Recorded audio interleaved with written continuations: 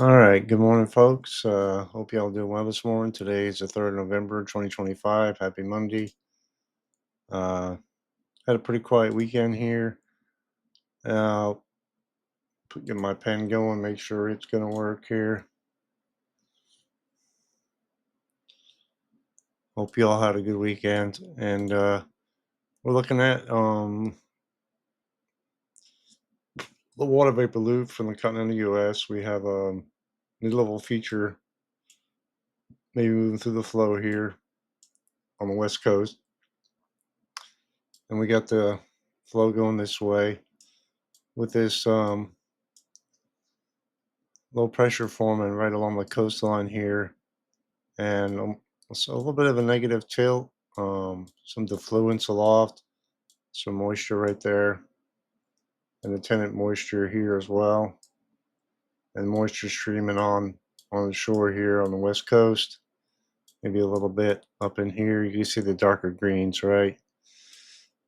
So if we overlay it with the radar,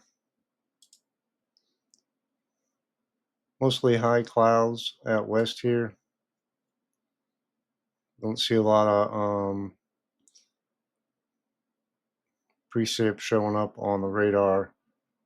Maybe a little bit of light rain or maybe snow here in the mountains. And along the East Coast, some rain into Virginia, southern New Jersey, parts of North Carolina. You see the dry air. What are you building in down here? Going to be lifting out and over this way. You can see two systems aren't really phased, right? So you have this up here, this down here. So it's not going to really strengthen, at least from a nor'easter standpoint, and be a major problem here. So uh, that's kind of the current weather right now. All right. So when we look at, let's see, let's move on to the surface map. There's that low offshore there. All right. You have maybe another low that transfers energy offshore here. Right. A warm front associated with that, cold front pushing through. Right. And we have a cold front draped across the central U.S. all the way back out west with attendant lows here, right? But overall, not a very active pattern, you know. So uh, I thought you guys would like looking at this surface map. Pretty neat to see this. See that low pressure here, right? And that surface low is part of that complex out here. And of course, it's even pretty warm up here in Canada. You see in the 30s and 40s. These are all surface obs, right? Uh, so, what are the current hazards associated with stuff going on today? We still got flood warning down here in whatever river that is in Florida. Dense fog advisory. This is at 9 a.m. UTC, which is not too long ago. So got high wind advisories, high wind watch off the coast here, dense fog advisory on the coast here, along with some wind advisories and uh, right along the Canadian border of New York. There, what are the winds look like right now? Or the wind gusts expected? Highest winds, right? We got some winds blowing right across the front range of the Rockies. Of course, the highest winds will be up at the highest elevations, right? And along the northern tier here and off the coast, associated with that low pressure, Great Lakes, things like that. Other than that, not too windy, right? So that's to be expected. And the most precip accumulation in the next 48 hours ending Wednesday at 5 a.m. along the west coast here. And I'll go over the excessive rainfall outlook in a few minutes, but along the northern tier of the U.S. and northeast, and right along the North Carolina coast, where the most rainfall expected, 1 to 2 inches of rain expected in the next 48 hours. The same along the west coast here. As far as snowfall goes, most snow is expected in the extreme northwest regions of the country. Other than that, maybe a little bit up here into Maine, the northeast. Temperatures go. This is as of 4 a.m. Eastern. Some 30s in the Mississippi Valley here, up in the northeast, 20s and 30s. Overall, not that cold, really. 40s in the southeast, in the 40s for a good portion of the country, except for the desert southwest and a little bit warmer along the west coast, which is departure from average. Of course, warmer along the southeast coast here, North Carolina, Virginia, Delaware, where the cloud cover and moisture is. Some cloud cover lingering here in the southeast. Below normal temps in the low, it's gotten colder in the Mississippi Valley with that cold front maybe moving through here, and actually warmer out here in the Central Plains. A little bit cooler than it was yesterday uh, down here in Texas, and a lot colder up here in the northeast, the northern high plains and the mountains here into Canada. As far as cloud cover goes, you see what the cloud cover is here over the southeast. I was talking about into the mid-Atlantic. And some less of our cloud cover here in the Appalachians up into the Great Lakes area and Intermountain West and along the northwest coast.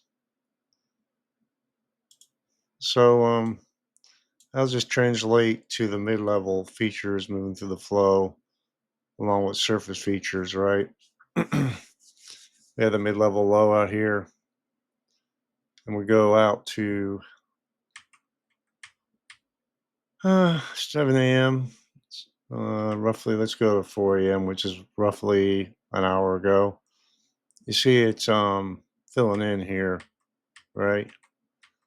And eventually it phases, maybe the energy phases with this out here, and you see the surface low, right? Moving through where it is right now with the moisture, right? Moving up to the north.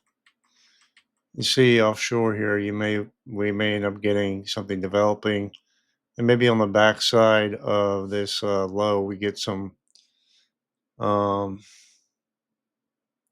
leftover frozen precip, maybe up into Maine, but mostly rain, really. Um, so we go up 48 hours. That's the end tomorrow, 7 p.m.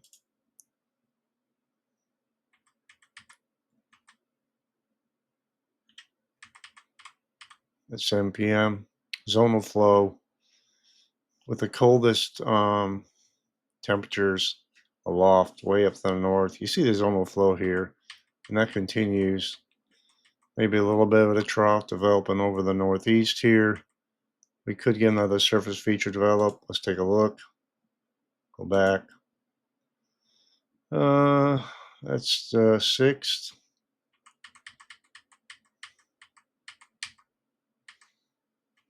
Yeah. So we have a low developing. It looks like we have some energy moving through the like a clipper type system that may end up. Typically, these kind of systems don't turn into nor'easters, but looks like it intensifies right offshore here,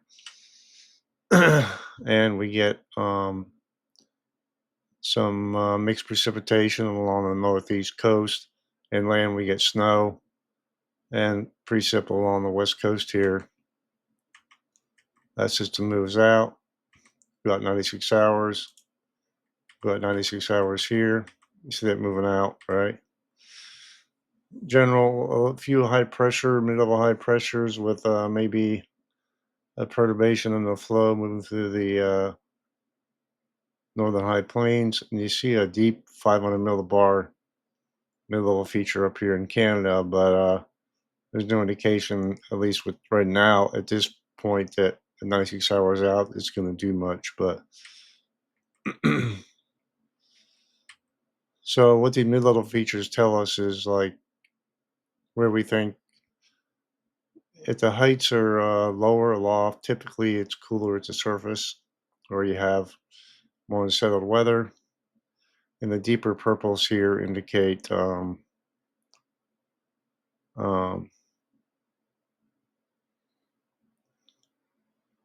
you know, lower heights, right? So the higher numbers equal higher heights, which equates to higher pressure at the mid levels, which usually means warmer temps at the surface. All right. So still pretty zonal here. And what we can see towards the end of this period is some energy finally swinging around this low, and it wanted to dip down here. If this comes to pass, this is the 10th, which is next Monday. We could potentially have a low surface low develop off the coast here somewhere. You see the deep northwest flow. This could potentially bring pretty cold air at the surface down here into the southeast. Of course, almost record temps probably here out west uh, with this flow. You see the low pressure off the coast here as well. Go to the surface. Let's go all the way out with this. Another feature moves through the flow up here. You have another clipper type system trying to get organized. Let's go 192 hours out. That one moves through the flow. We have a lot of fast moving systems here.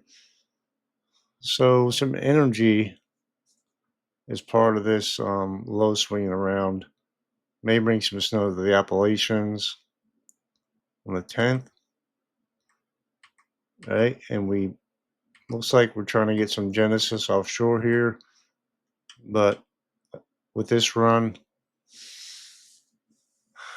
it doesn't show it really getting going until it moves out to sea. And you get further out, it's kind of uncertain about what's going to happen. And along the west coast, of course, you have more system coming on shore. All right. So, what are the temps going to look like? As of this morning, you know what the temps already are, so we're not going to talk about that.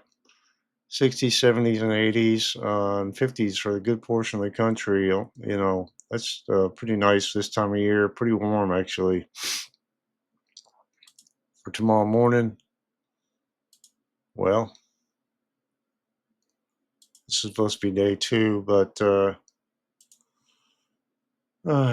right, min temps 40s, 50s, some 30s for parts of the country here, but overall not that cold. So overall pretty moderate here, guys. Day two max temps 60s, 70s, 80s for the good portion of the country. Quite warm, really. All right. And then we get to day three, which is day three. Uh, struggle bus here. 40s, 50s, 30s up north here, 30s out in the Rockies, which is not unusual. Day four, which is Thursday, high temps in the 70s and 80s, 60s and 50s. I mean, it's like a rinse and repeat here, you know? So, and then 7 a.m. Thursday, I meant to put that first, but, you can see it's not that cold.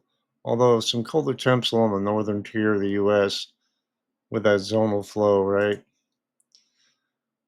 So, day five max temps, quite warm, almost 90 degrees here in Texas. Coldest temps pushed way up into Canada. Coolest temps overnight, ending Friday, 20s, 30s for the mountains. Northern tier still close to or above, right around freezing. For Saturday, next Saturday, still warm. It's going to be quite mild. I mean, this is pretty warm for this time of year, if you ask me, right? Ending Saturday, minimum temps. You see it cooling off some here in the northern tier, right? 20s, 30s. Oh, that may be the beginning of this system possibly moving through.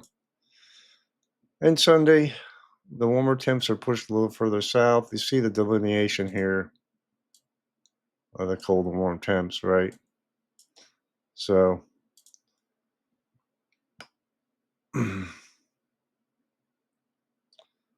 what's excessive rainfall for the next several days? Day one today, no excessive rainfall expected. Maybe some along the west coast here, parts of California, Oregon. Same thing for what's today? Anyway, it doesn't say the day, but I think it's Thursday or Wednesday. Same thing along the west coast here. Not a lot going on for the rest of the country, really.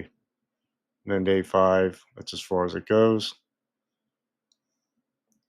Severe weather, gotta say, this looks like general thunderstorms here on day three. And we go look at it. General thunderstorms, but that's it for the next 8 days, at least right now. Okay. So, what's the Climate Prediction Center have in store for us? Let's take a look if I can find it. Anyway, we'll talk about that tomorrow. But overall, it's going to be warm for the nation for the next week, and the overall pattern doesn't really favor a lot of cold air intrusion. But maybe towards the end of the period, we might get some colder air pushing further south. Just going to have to see how that scenario develops out. So as of right now, it's supposed to be pretty warm for a good portion of the country. So hope you have a great day.